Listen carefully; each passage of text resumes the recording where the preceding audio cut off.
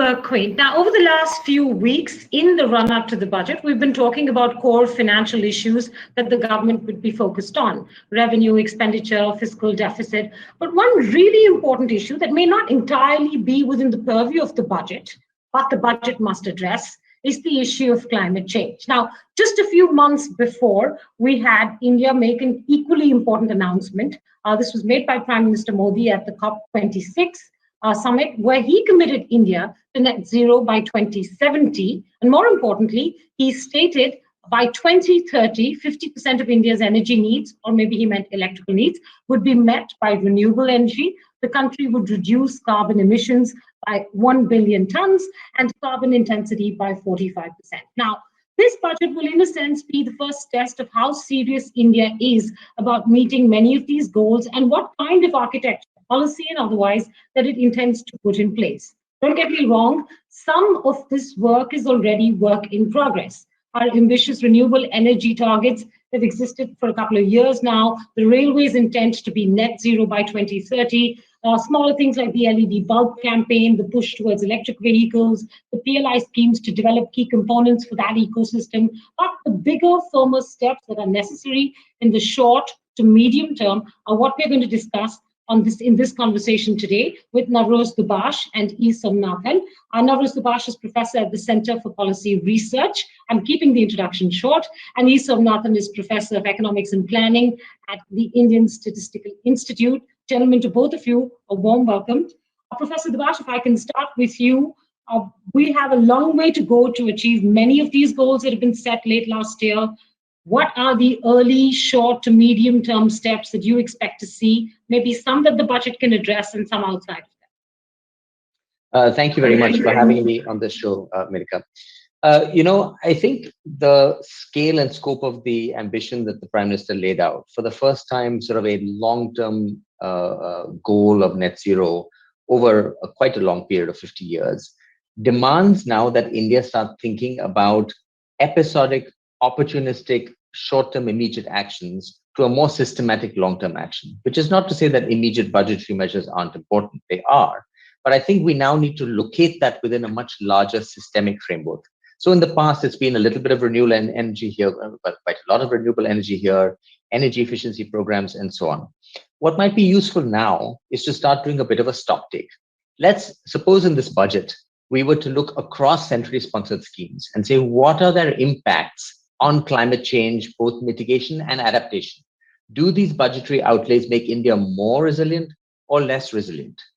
Also, similarly, looking at the tax structure. If we move to a renewable energy structure, what happens to all the sort of enmeshing in our fiscal policy of our dependence on fossil fuels? That is, fossil fuel taxes, energy taxes of various sorts on which states are dependent. What will happen to all of that?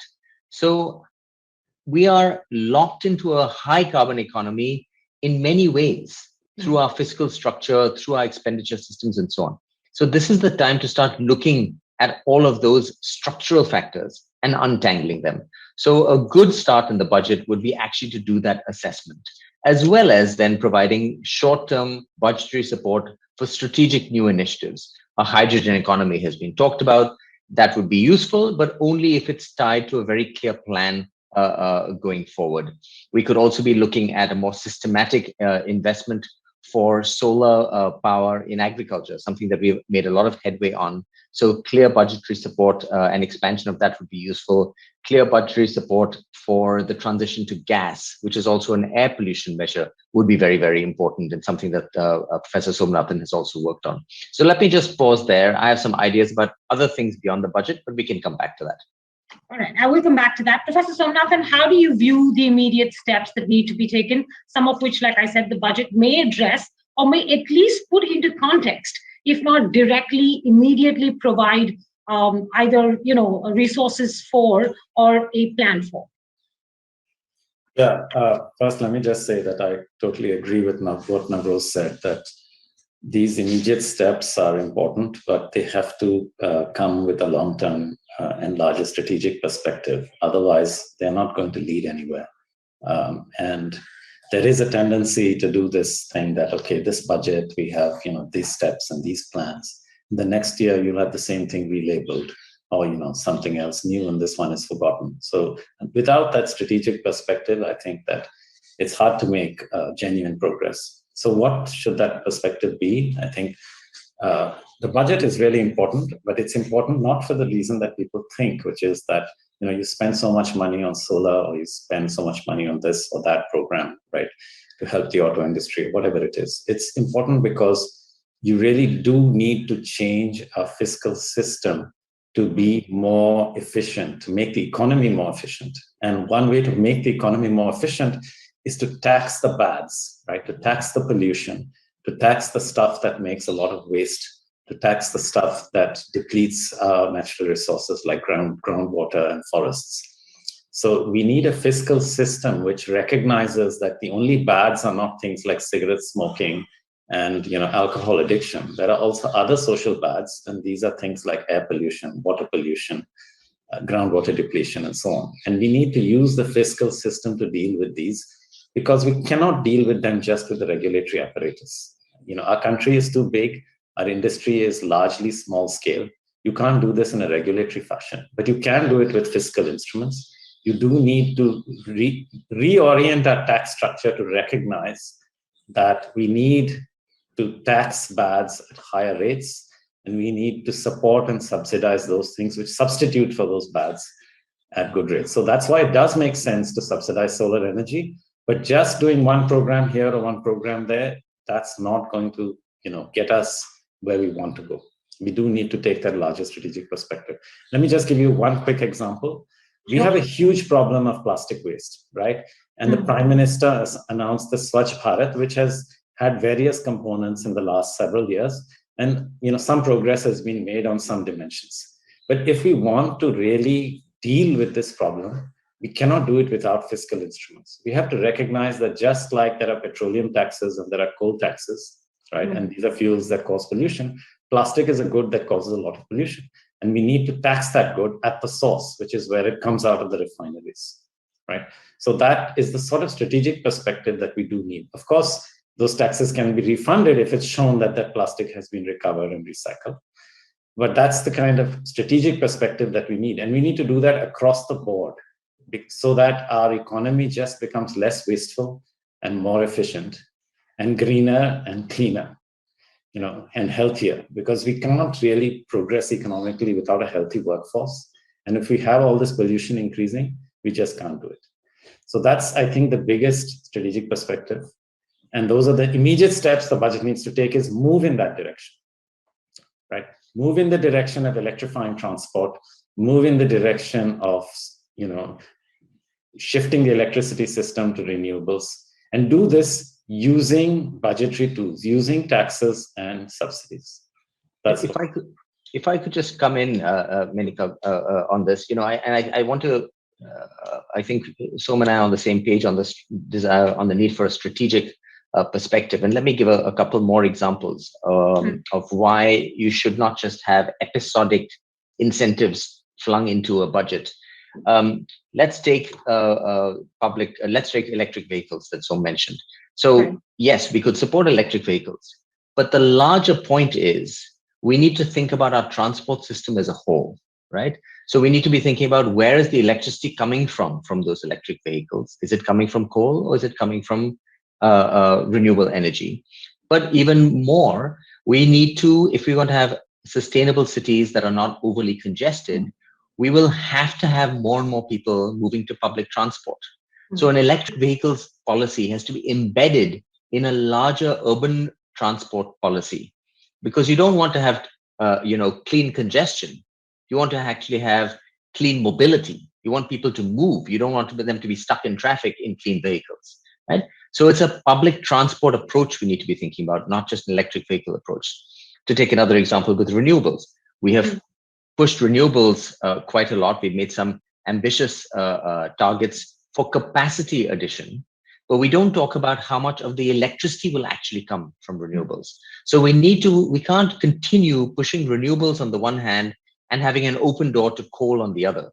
We need to actually think, the risk is that the renewable capacity that is built won't get used, right? That it'll actually be left idle if the incentive structure isn't right to actually use more renewables and use less coal. So we need to then be thinking about our coal economy. We can't strand the regions and the workers and the communities dependent on coal. So it's a 10-year at minimum transition away from coal dependence, right? And not just for climate reasons, because increasingly renewable energy is more economical.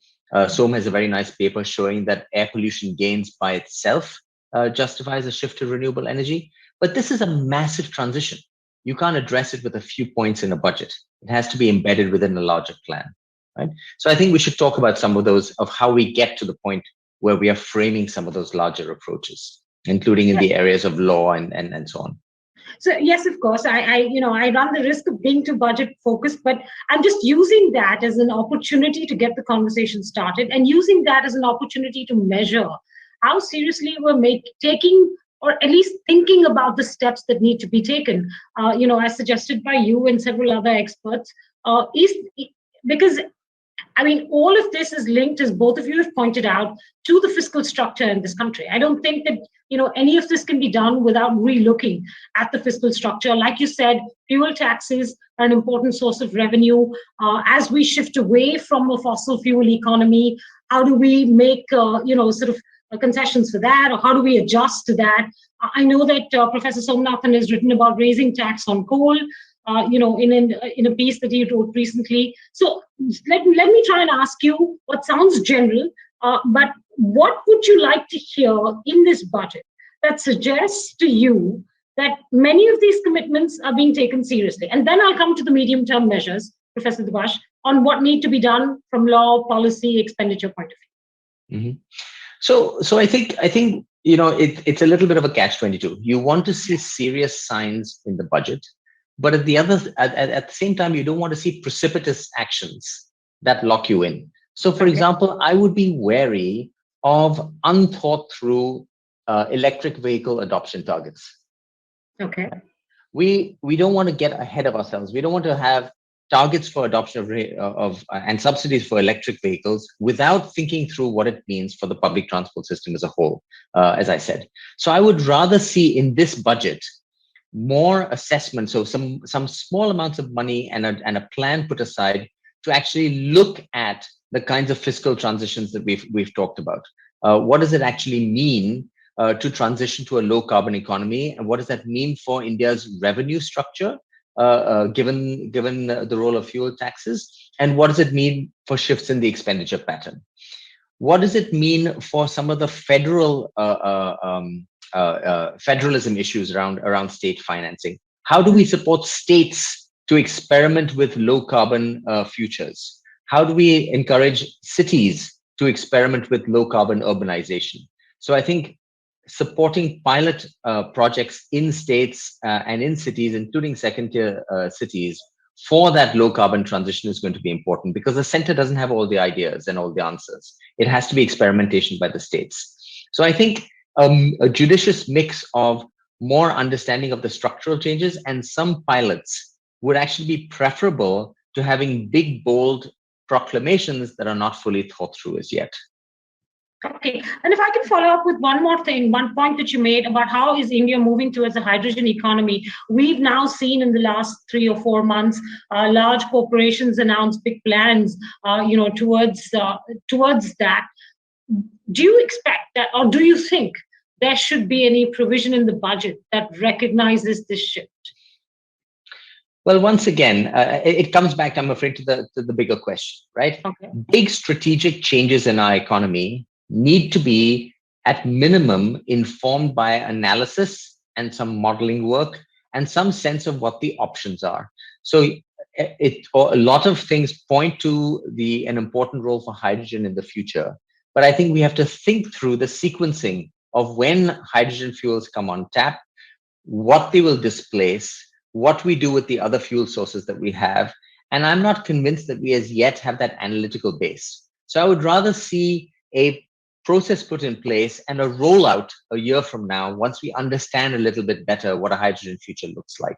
I am afraid a little bit that we see too many big picture, high public relations value announcements, but that often are not thought through in terms of their secondary effects and their ripple effects through the economy.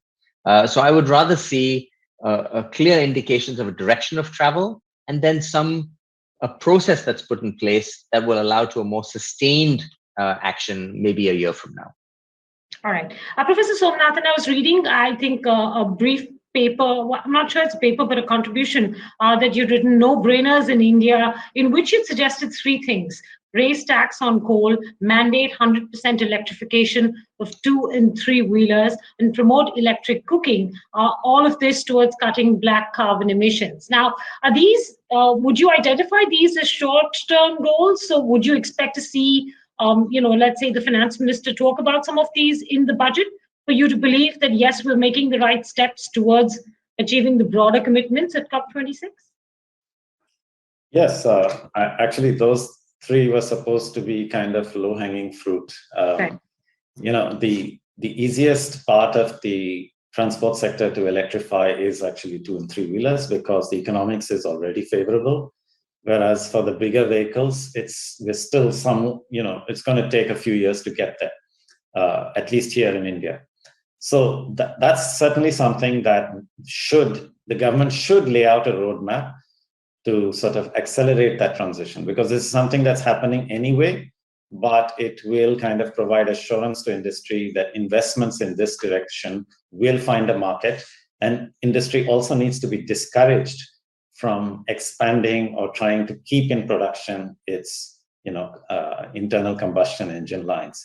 So that's the kind of thing where some fiscal incentives will should happen right away, right? But again, as I said, I want to emphasize they should happen right away, but with 10-year framework in mind, right? Okay. That we are making. So you don't mean like a FAME 3 or a FAME 4 kind of scheme. You mean something bigger than that.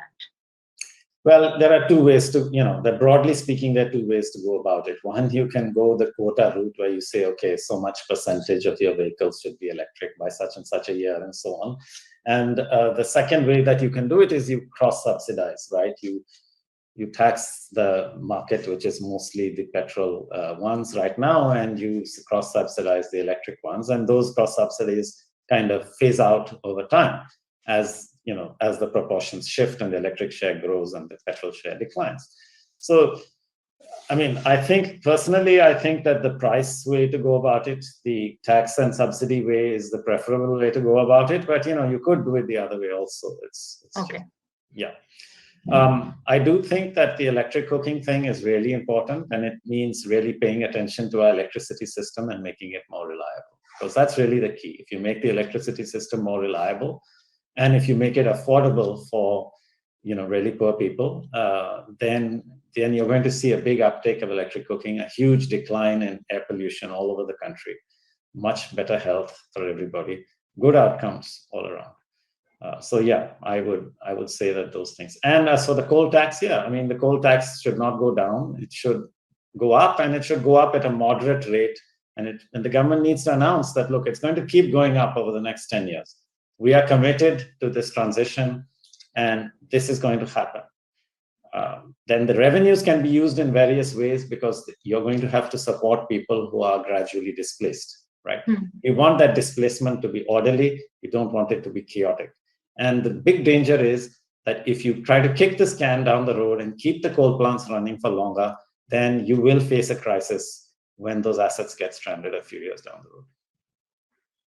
Okay, so both of you have given me, somewhat of a picture of what cues we can look for in the finance minister's speech, and that's the shorter term conversation. The more medium term conversation that I want to come to you for is what then will be the next 3 or 5 steps that you would hope to see government take. There are 2 or 3 things I've noticed the conversation in climate change and how countries deal with it, sort of converge on. And the first question I want to put to you, Professor Dubash, is about whether we have the right climate institutions that can coordinate across government, across private industry, across across the states and different stakeholder groups to be able to set out a longer term vision as opposed to the smaller tinkering that we've been doing so far.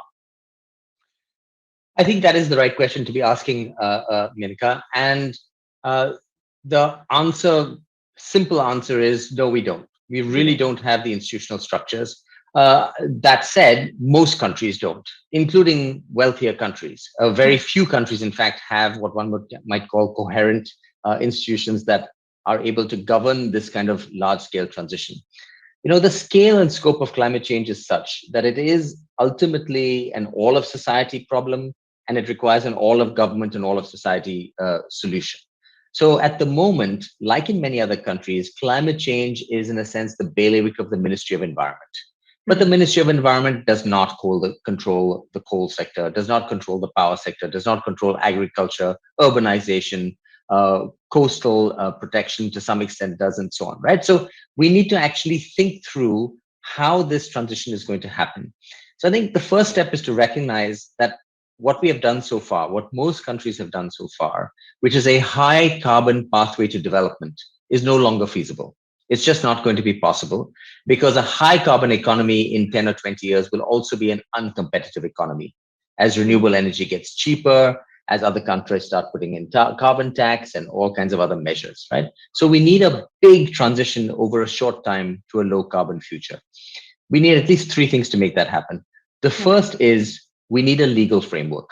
We need a law, and not a law that regulates carbon, because I think that would be premature in a sense, right? We're still a growing economy. This transition is hard, but we need a law that injects consideration of carbon as well as consideration of vulnerability and the impacts of global warming, because we are already seeing those impacts through line ministries and sending signals to industry, right? So how do we stimulate action in industry? How do we stimulate action in society, in resident welfare associations, in universities, in schools? How do we stimulate this thinking happening? So you need a legal framework that links climate change to many of these other areas. It needs to be kind of an enabling open architecture, and there's other countries that have done that. We need to start that conversation in India. Second, we need to have an institutional structure that links science to policy. Right now, when states are thinking about how to make themselves more resilient, they don't have ready and easy access to what the best science is on impacts at a downscale level. So we need to build those structures. We have written elsewhere arguing for a low carbon development commission that will start doing that analysis. So one of the ways in which countries think about climate futures is they run these models. Now in India, we tend to run a model right before a climate negotiation. 3 or 4 years later, we run another model. There's no continuity in it. There's no sort of discussion of the results. We have to actually plan for a marathon here. We need to build the institutional structure that can understand the science, think about these long-term transitions like the renewable energy transition, what happens to coal communities in Chhattisgarh, Jharkhand and Bihar and so on. So you need an institutional structure that can look at the science, look at the models, and have conversations with industry, have conversations with other ministries. And the third piece of it, so a law, a science interface, and the third piece of it is how do you stimulate and empower the states to experiment? A point I made earlier, right?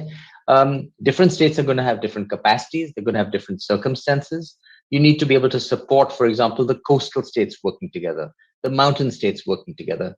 We have done a start at this through the mission structure, but we could do much, much more. So the center needs to support the states to actually think about what locally makes sense in terms of these transitions. So this is not something that is a few months or even a couple of years project, right? This is a decade or two long transition. So we need to build bodies, legal structures and institutional structures that can help manage that transition and inform it.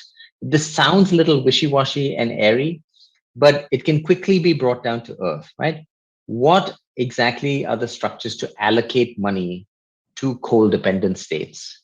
What are the structures that will enable them to think about industries that can support their populations with jobs? South Africa, for example, has started a Just Transition Commission, which looks at this question, bringing in coal mining workers, bringing in the power industry, bringing in users, bringing in money from the World Bank, and structuring a process over several months to think about what the long term looks like for these regions. I think we need to learn from some of these experiences and do something analogous in India. Professor Dubash, who would spearhead this? Does the Ministry of Environment in its current composition, form, power have the wherewithal to do this? Or would you think that there needs to be a new institutional structure or framework created to be able to spearhead this? Well, that's a really good question and a very challenging one. The short answer is no. The Ministry of Environment simply doesn't have the authority or the mandate to actually direct other ministries, nor should it really to be able to direct other ministries to do these things. Many people have said, well, then you need to house this power and authority in the PMO. I personally think that is, again, premature, because the problem is not just the authority. The problem is actually generating the ideas and winning buy-in for the ideas. Now, by its very nature, the Prime Minister's office is not the right kind of structure to think about science, to undertake models, to have deliberations with other bodies. Again, drawing a page from other countries, they have set up presidential or prime ministerial commissions to deliberate on these, right? That are independent bodies. Their job is not to execute. Their job is to come up with the ideas and build buy-in. And then you transfer the execution to ministries. Many countries are setting up climate change commissions or low carbon development commissions, which are staffed by independent academics, but who report their results to the PMO, to Niti Aayog, to ministries, who then assess and act on those things. So I think setting up independent bodies, setting up deliberative commissions, these are the kinds of things we need to do. Again, it may sound slow and ponderous, but this is a big transition with huge implications. And we have to get that process started so that in a year or so, we can have a clearer sense of concrete actions, even while there are some immediate low-hanging fruit, as Som has articulated, that I agree with. So we can get going on some of the low-hanging fruit, but for some of the bigger transitions, we need to build buy-in in society. We need to ask industry, for example, what are the prospects for a hydrogen economy? How fast can we make that transition? What is the scope for the technology? And then make that decision based on the input from industry, from independent organizations, and from society more generally. Okay, Professor Somanathan, how do you approach the need for an institutional structure for this? Well, I agree with Navroz. I think it's really important that we have good science and good economics, and that does need an official commission to kind of do that, to commission that work and to publicize it and produce official reports that will actually trigger some action and that will provide guidance. Let me, though, turn to something else which I think is very important and which is really not much discussed in our country, unfortunately, and that is, I think that to deal with the climate issue, a lot of these things are going to happen at the local level, right? We are going to, as Navroz pointed out, we're going to need good public transport. That's a local issue. It's not a state issue. It's not a central issue. We're going to need, good building regulation. That's not a state or a central issue. That has to happen on the ground in localities. We need good land management. Again, that's again a local thing. So whereas our local government in India is really weak, right? I mean, in India, all the power is located basically either in the states or in the center. The localities are really weak, and look around you. This is why so many of our problems arise, right? Why do we have poor garbage collection? Why do we have poor waste disposal? Why do we have hardly any public transport? Why do we have congestion? All these problems are local governance problems. So we really need to realize that, both from the perspective of improving our environment, of making a low carbon transition, and most importantly for economic development, we need our localities to work. And right now they don't. So one of the things that needs to be done is that the higher level governments, the center in particular, but also the states, need to give incentives to the localities to get their act together, because this is just not happening on its own, right? So there has to be some serious and deep thinking. How do you incentivize local governments to actually do their job rather than simply, make money over land deals, which is pretty much what most of our local governments spend most of their time doing, right, illegally. We need to get out of that trap. We need to incentivize local politicians to actually get the job done, right? And that can be done, right? I mean, money can flow from the center and from the states to the localities conditionally, right? Conditional on for example, raising more of their revenue themselves, which they could do, right? If they manage the land better and they had good property tax collection, if they had good land management, property values would rise a lot in many places, because we don't have good land records. We don't have good, it's very hard for most people to buy a plot of land or to sell a plot of land because your property right is poorly defined, right? And this can be very easily fixed by local governments if they want to do it, right? And so somehow they have to be incentivized to do it. So this is something that needs to be talked about. This is something that needs to be discussed. If that can be done, then these local governments are going to fix a lot of our problems because they will want to do that, right? Once they can be motivated to do that. So we need to pass on some incentives. Specifically, I think we need to give monetary incentives to local authorities, pay for performance, right? Mm-hmm. Without that, I don't think that this is going to happen, because that is the other key missing point in India, right? We have very poor local government. We need that local government to start working for economic development, for decongestion, for environmental protection, and for the climate transition. All of these things are interlinked. And there's a huge opportunity here. You can get greener and cleaner, and you can get much richer, right? If we could just fix these very basic problems, but we need to make sure that those people at the grassroots are incentivized, right? This is not going to happen just by laws, by rules, by orders. You need to really motivate people, and the sure way to motivate people is pay for performance. So my first point I wanted to raise was institutional structure. The second one was the fiscal structure. And I think we've sort of, touched upon that already in your response. I have two quick follow-up questions, Professor Somanathan. One is, when you talk about local authorities being able to achieve some part of this, is there, in your assessment, any local authority that's done a reasonably good job of this so far?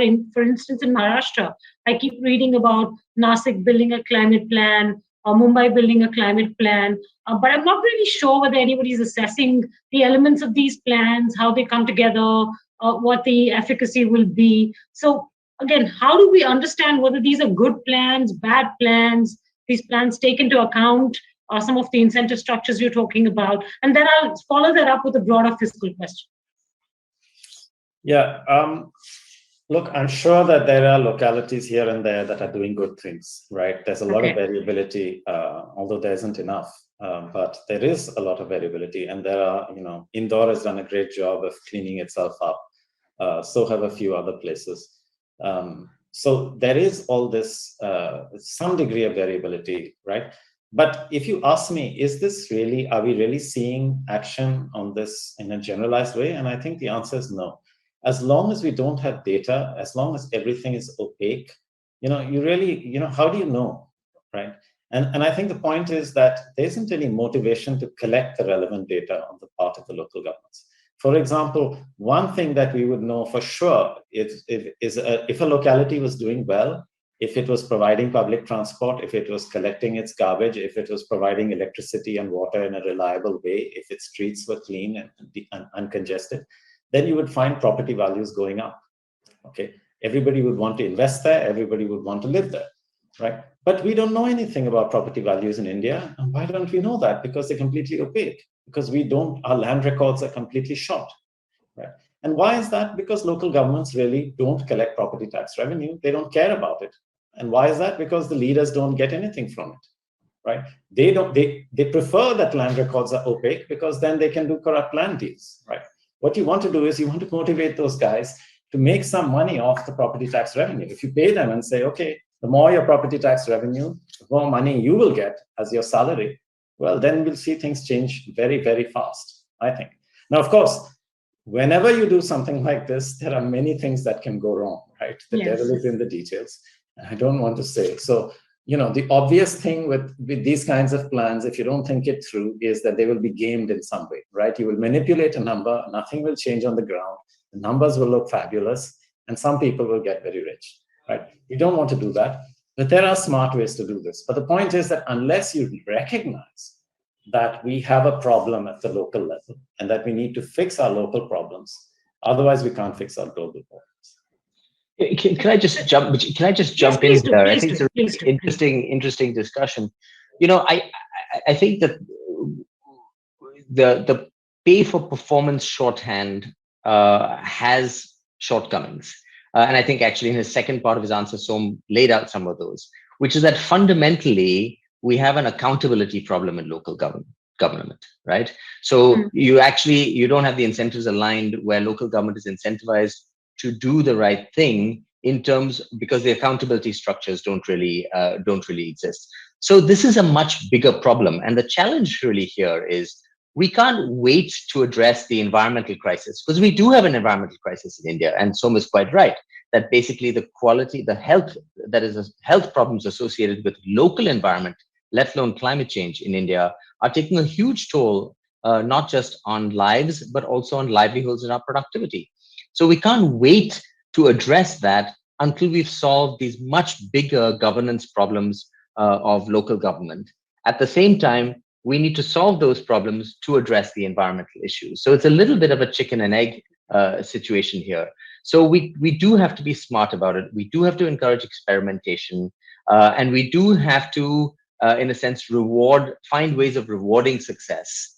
But I don't think we should oversimplify it in terms of the scale and scope of the challenge that we face. Right. So I think I just feel like we have to appreciate the full complexity of the situation that we find ourselves in. Okay, both of you brought up incentives of different natures, and I'll go back to Professor Somanathan on this because he spoke about incentives for local governments, as one way of looking at it. Professor Somanathan, can you situate this for me in the broader fiscal situation? Because, and you'll curse me, I come back to the budget, but maybe not this one, maybe the next 5 budgets. We are going to have to shift the way we look at revenue and expenditure to achieve, this clean, green economy image that we're painting for ourselves. And so can you give me an idea of what the big shifts will have to be and what the small steps will have to be to achieve those big shifts, including, let's say, incentives to local governments, to states, to be able to achieve some of this? Yeah, well, the big shifts, I think, as I said, I mean, there are two kinds of things. One is that we do need to fix our provision of public goods, right? Basic public goods, so that our economy works well and so that our environment doesn't suffer. That's this whole issue of fixing local governance, right? Because most of these things are happening at the local level, not all of them. The second big thing, I think, is a matter to be dealt with by the states and by the center, which is really that, we need to use our fiscal instruments to tax the bads, right? And so we need to do that in a way in which we say, okay, the prices of these things are going to go up. They're not going to fall. So don't imagine that the price of oil is going to come down. Don't imagine that the price of coal is going to come down. It's not going to. It's just going to keep going up. And we are going to make sure that it keeps going up. And we'll do it in a gradual and predictable way so that industry can make the appropriate investments and transition away. These are the two big things that we need. And it's not just coal and oil, as I said. It's all the things that create, pollution or waste of some kind or the other. So think about it: smoke, PM 2.5, nitrogen oxides, or whether it's global warming, things like methane and carbon dioxide. These are all waste products of our economy, right? And there are these other waste products. There's plastic, there's debris, there's all kinds of other waste products. Generally, we need to take that as a strategic thing and say, we are going to tax these waste products unless the producer can show that they were recovered and recycled, right? And we need to basically say, okay, this is going to be our perspective in order to make our economy more efficient, right? Less wasteful. That's really the direction that we need to go. And the way to do it is to say, okay, we're going to take small steps now. Right now, we are going to increase taxes on all of these things, or we're going to start new taxes which don't currently exist on, groundwater depletion or on plastics and so on. Now, some of these things have to be done very locally, and some of these things have to be done at the central level. For things like fuels, it has to be done at the central level, I would say. because they're very easily transportable. And if you tax something in one locality, people will buy it from the next one. So that's really the direction in which we need to go. We need to immediately take those steps, which are small, not big. And we need to say, okay, this is the direction. We're going to keep moving in this direction. We're going to keep increasing these things. So plan, all industries, plan accordingly, make your investments accordingly, and factor that into your planning. That, I think, is really going to move us in the right direction in a way which is not disruptive. The other points, I think, I do want to say, I totally agree with what Navroz has said. I'm just emphasizing a different set of things, but these are complementary, they're not substitutes. So I think it's very important to have that science. It's very important to have this architecture so that there is some strategic thinking, because we have to make all these pieces fit together. And that is going to require some strategic input. And there should be a high-level agency of the government, the commission, like Navroz suggested, that is empowered to do this, to provide that input to the government. And that is, being an official government body is something that the government will take seriously and will listen to. Professor Dubash, the last question on this to you, and that is, we are an economy emerging from a pandemic. We have not just the, sort of the incumbent development issues that, India deals with, but now the pandemic coloring that and making the situation worse. How confident are you that we're going to be able to get the fiscal solutions right?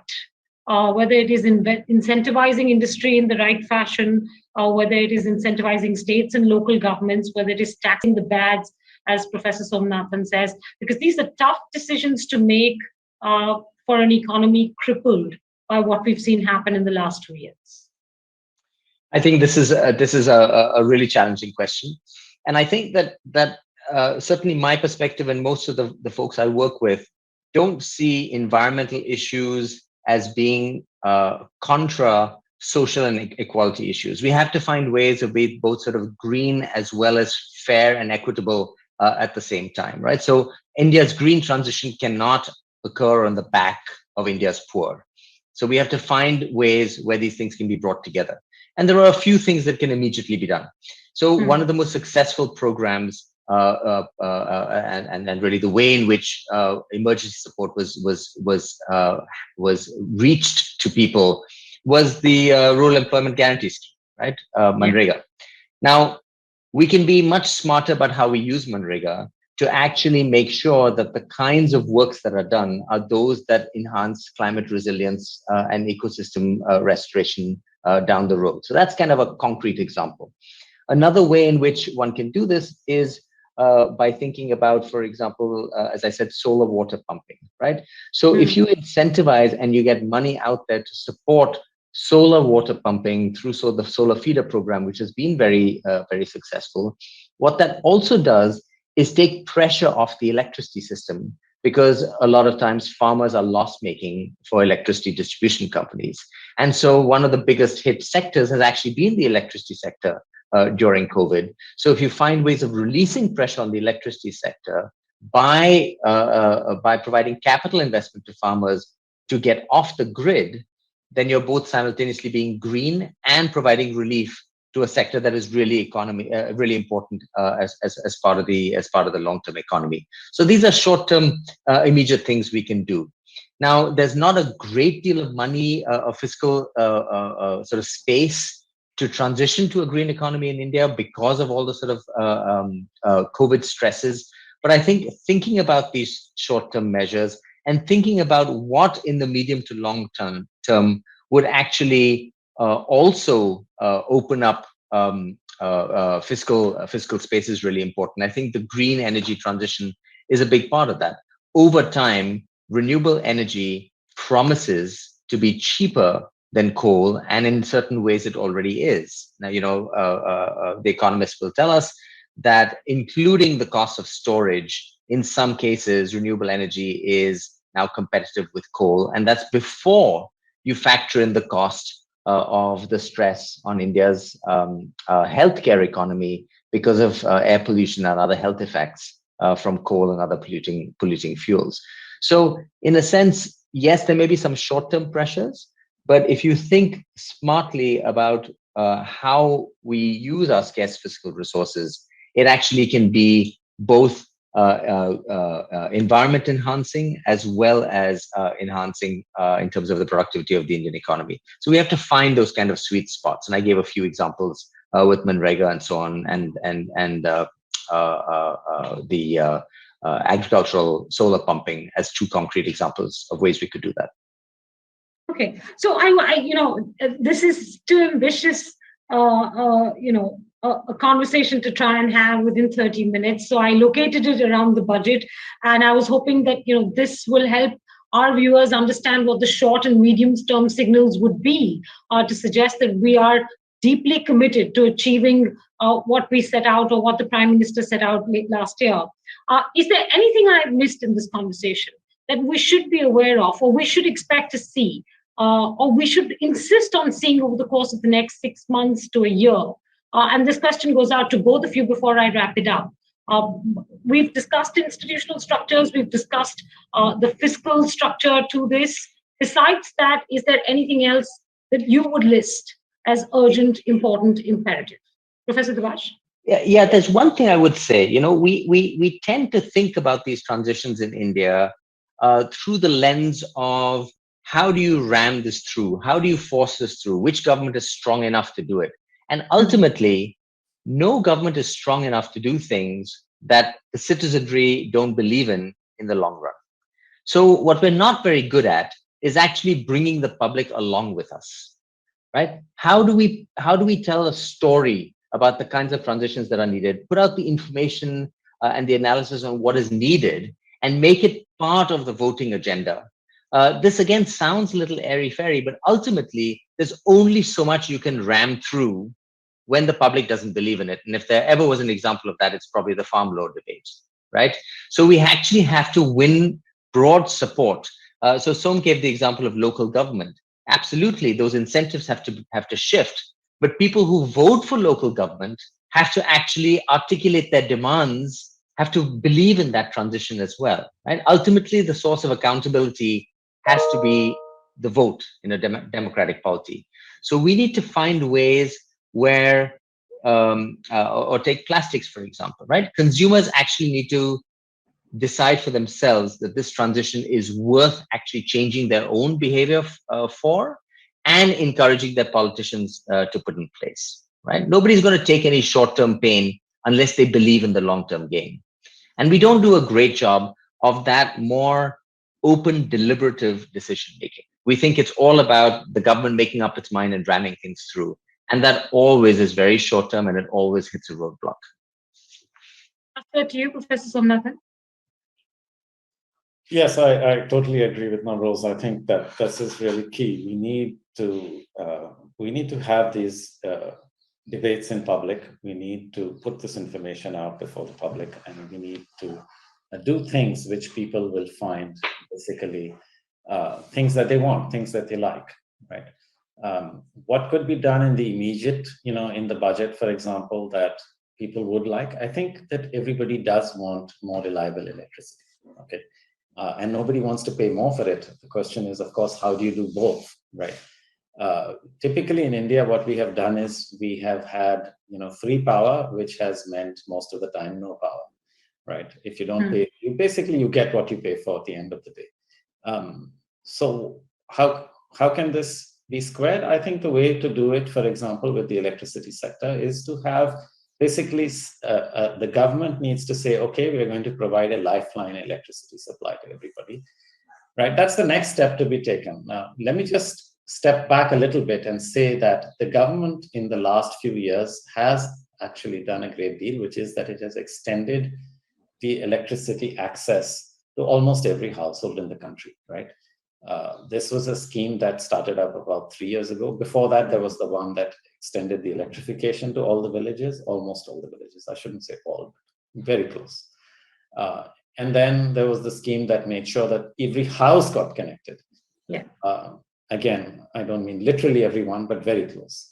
So that's been huge progress. Now we need to make sure that people actually get the electricity in those lines, right? That's the next step.